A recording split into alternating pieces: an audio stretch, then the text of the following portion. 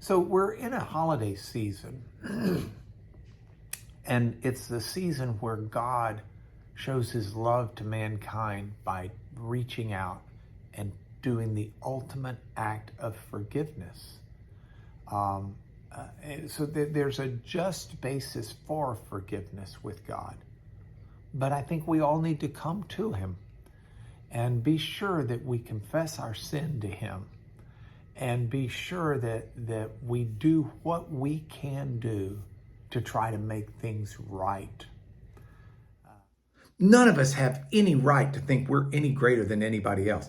I am who I am. I have the gifts and abilities and talents I have only because God gave them to me to put to work for his kingdom.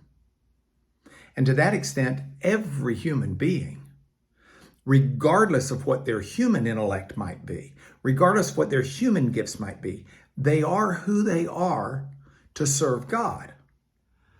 This is a time of Christmas. It's a time of celebration. It's a time to see Jesus coming into this world and coming into our lives. But that is not something that the proud even need, much less want or understand. It's a gift to the humble and to those of the lowly estate, to use the biblical phrase. It's the hungry who will eat such good things. I really want to think about doing right and following him, not as an obligation, but an opportunity. This is a chance that we have to live responsibly before him, because he has liberated us from being bound up by that heavy grip, that vicious grasp of sin. And we need to speak to our children the word of the Lord.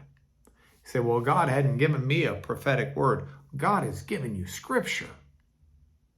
And every parent needs to find verses and wisdom and insight from scripture and speak them directly into our children. God gives light to those who are sitting, who are stuck in darkness, who are just stuck in the shadow of death, not moving, seated. God gives light to those people, the passage ends, to guide their feet into the way of peace.